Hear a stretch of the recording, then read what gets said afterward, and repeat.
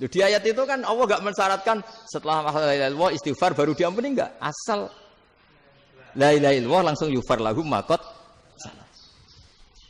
Saya ulang lagi ya, jelas ya. Jadi kulil ladzina kafaru iyantahu yufar lahum maqat. Nah, sekarang iyantahu, mereka berhenti dari kafirnya. Syaratnya pakai apa? La ilaha illallah Muhammadur, itu langsung yufar lahum maqat. Artinya apa? Ghufranullah itu bisa didapat hanya dengan mujarrodut tauhid, yaitu hanya dengan melafadzkan kalimah thayyibah. Dan sahnya istighfar juga berdasar kalimah thayyibah itu. Misalnya gini, orang kafir sebelum Islam melafadzkan astaghfirullah, astaghfirullah, astaghfirullah, kira-kira diterima enggak? Enggak kan?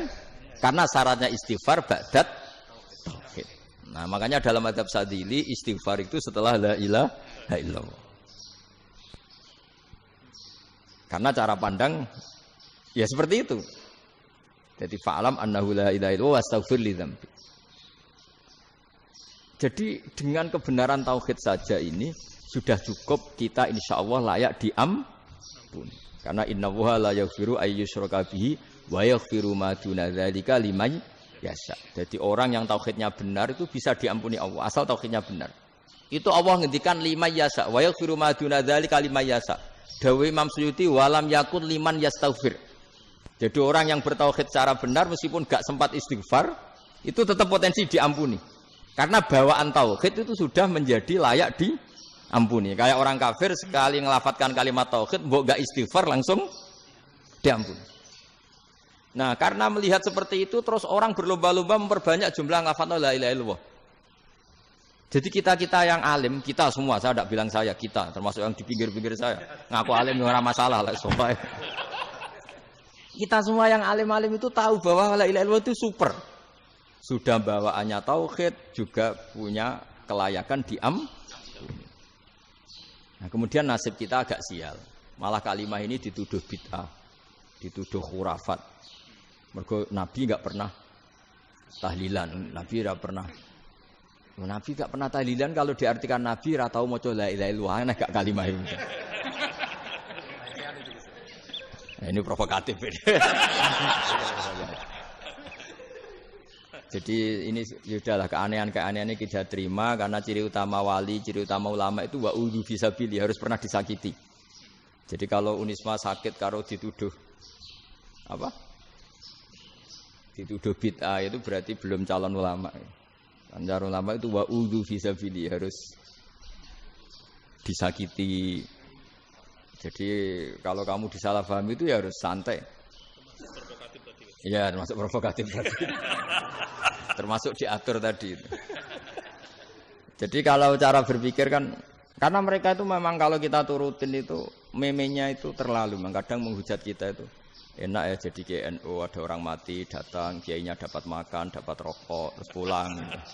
Jadi apa? Terus kita kayak tersangka terus. Kita kan kayak tersangka terus. Tertuduh terus. Terus yang orang NU ya memenya juga enggak kalah ekstrimnya. Boleh ya ajaran orang enggak boleh ngasih-ngasih kiai gitu. Berarti boleh dong ajaran kikir. Jadi memang kadang apa ya? Cangkem elek lah bahasa kasarnya itu. Itu memang kadang lebih mengenakan kalau kita datang ke acara mayat kan dapat makan, dapat minum, kalau yang sohibul bed rokok ya dapat rokok, kalau kiainya dapat wajib, kadang 20.000, kadang 50.000. Terus memenya itu kok setega itu ya, ada orang meninggal kok malah kita makan-makan. Seakan-akan kan kultur ini biadab kan gitu. Tapi yang orang NU kebalikan bales. Oh ternyata enggak boleh ya mayat disodakoi, ternyata enggak boleh ya orang dermawan. Berarti Islam membolehkan medit ya gitu. Ya model ini kan. Pak angen-angen itu luwih mandi timbang takbir ya. Karena ini kan memicu emosi kan. Memicu apa? Emosi. Nah, tapi saya kalau disuruh bela mana itu tidak ada yang saya bela. Ya seorang sudahlah kalau mau nganggur saja sudah itu. Ya tapi itu memang apa ya? Itu khazanah Islam, ada yang kritik, ada yang enggak. Ya itu memang khazanah. Ya biasa aja kalau saya biasa. Karena dulu ulama itu sudut pandangnya itu ya seperti itu. Ada yang ulama suka ibadah itu sholat, ada yang milih apa tidur. Sampai Imam Ghazali bilang suatu saat ibadah terbaik di zaman akhir itu tidur kan. Sholat saja kalah sama tidur kan. Tapi itu loh ya, yang wajib tetap loh, terus kamu gak sholat wajib. Begini beliau mencontohkan itu. Ada orang sholat tahajud terus obsesinya itu ingin hajatnya terkabulkan. Sementara yang tidur obsesinya nikmati rahmatnya Allah, boleh tidur, bisa tidur. Kata Imam Ghazali, timbang kita tahajud terus nuntut pangeran aduk turu katanya. Mergo engko dia akibat terus setan memberi bisikan, lho nyatanya kamu tahajud ya gak terkabul. Berarti cerita bahwa Nabi ngendikan kalau doa tahajud mustajab enggak. Daripada ngono ki aduk turu ora tau ndonga. Timbang abri-abri Islam ya, timbang elek-eleki napa? Islam. Jadi ulama itu mulai dulu itu sudah berpikir. Banyak orang menjadikan tahajud, sholat malam itu media untuk hajatnya. Dan kalau nggak kesampaian ini mutung. Nyalahkan kiainya ijazah ramandi. Macam. Daripada ngono ora usah apa? Tahajud turu. Dan jenis kayak ini tuh banyak. Makanya ulama kayak saya itu saenake dhewe itu ya jarak. Saya sering didolani mukhibin terus bilang, "Gus, saya doakan gini-gini, saya mau nyalon bupati atau saya gini." Saya bilang, "Gak waduh orang ndonga, nek ra mandi darane ulama dongane ra mandi." Nak mandi, kamu jadi bupati tetap nganggep karena beli. Sopo sing ra roh bupati saiki gak beli? Ribet kan? Ketika mereka jadi ngunsurkan doa kamu apa karena kemarin beli? Yang beli maksudnya enggak beli enggak usah tersinggung. Jadi ribet ngadepin. Nggak artinya gini loh, doa itu jangan dipakai begitu loh. Kalau minta nasihat, tak nasihati jadi bupati yang baik, gubernur yang. Kalau minta doa itu resikonya. Akhirnya kiai kalau diminta doa ya doa, sebenarnya diisinya itu nggak doa kemenangan. Itu mas selamat gitu. Karena ribet. Makanya Islam itu doa itu setelah iman. Aturan iman benar baru doa. Aturan iman benar termasuk Allah itu yaf'alu ma yasha, boleh melakukan yang dikehendaki. Allah enggak boleh terdikte oleh doa kita, enggak boleh. Ya saya ulang lagi ya, mazhab Hasan Asyadzili ini khas kita. Jadi la ilaha illallah itu didahulukan sebelum istighfar. Tapi kebalikannya mazhab Imam Sanusi itu dibalik. La ilaha illallah itu kalimat yang sakral. Karena yang sakral dibutuhkan muqaddimah, yaitu yang melafadzkan harus yang sudah bersih, yang sudah steril baru melafadzkan la ilaha illallah. Maka dalam mazhab Sanusiyah istighfar dulu baru la ilaha illallah. Nah, dalam mazhab Abdul Hasan Asyadzili kebalikan, istighfar itu sah setelah sahnya tauhid. Kamu ikut mana dulu? Asyadzili apa Sanusiyah? Alhamdulillah sama-sama tidak paham ya sudah. Akhirnya sudah. Ya enggak kemana-mana kan gitu. Jadi apa ya? Terus ini saya teruskan, ini biar khas pesantren atau khas NU lah, kalau bahasa Pak Rektor khas NU. Ini Ben sampean tahu beberapa perbedaan itu lazim, halaman 24. Ya, halaman 24 sama 25. Tak baca, ini masih orisinil. An Sufyan bin Uyainah, ini juga gurunya Imam Syafi'i. Kata Sufyan bin Uyainah, beliau cerita, kana Isa wa Yahya alaihi masalam ya'tiyanil qaryah. Fayas'alu Isa an syirari ahliha. Was'alu Yahya an khiyari ahliha. Jadi Nabi Isa dan Nabi Yahya itu satu generasi, sama-sama masih muda. Kalau di satu kampung yang Nabi Yahya tanya, ini keluarga terbaik siapa? Saya mau nginap di situ.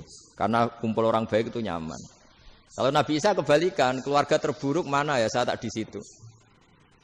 Nah terus akhirnya faqala lahu Yahya, lima tanzilu ala syirarin nas. Kenapa kalau kamu bermalam kok malah kumpul orang-orang yang nakal? Innama ana tabibun udawil mardo. Saya ini nabi ibarat dokter. Di mana-mana dokter yang ngumpuli yang sakit, ngobati yang sakit. Makanya di NU itu ya banyak kiai jazab mengumpuli yang nakal-nakal. Nak tepak yang ngentas yang nakal, nak ra tepak ya katut. Ini adu nyali lah sudah gitu. Tapi itu ada ilmunya, yaitu niru Nabi siapa? Isa. Kalau kamu dokter penelitian itu cari daerah yang banyak pandemi apa yang bersih? Yang banyak pandemi, karena yang namanya penelitian ya di situ kan. Kalau kamu dakwah ngentas kemiskinan, ke daerah miskin apa daerah kaya? Nah, sama kalau ngentas kefasikan, ke daerah fasik apa daerah orang soleh? Fasik. Ya, tapi itu Nabi Isa. Nah, kalau kamu tidak Nabi kan potensinya kan gitu. Tapi setidaknya bahwa kita sering disalahkan karena punya beberapa tokoh yang ngancani fasik-fasik. Itu sebenarnya ada dalilnya, yaitu Nabi siapa? Isa. Nah, terus masalah tegas dan lunak. Ketika ada mahasiswa misalnya pacaran, boncengan lanang dan perempuan. Itu pilihan kita apa? Kalau tegas, terus gak mau mendengar kita. Misalnya gini contoh gampang, tak beri contoh Pak D. Jangan orang tua, nanti secara fikih itu beda. Nah ini kan kita orang pesantren, biasa ngaji fikih detail. Kamu Pak D seorang perempuan, mahasiswi misalnya, sering pacaran. Setiap ke situ sama pacarnya kamu diam saja. Padahal kamu dosen keislaman.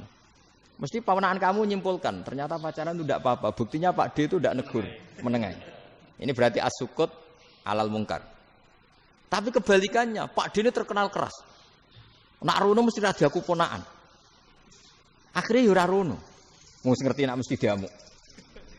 Nah, dua orang ini sama-sama gagal kan?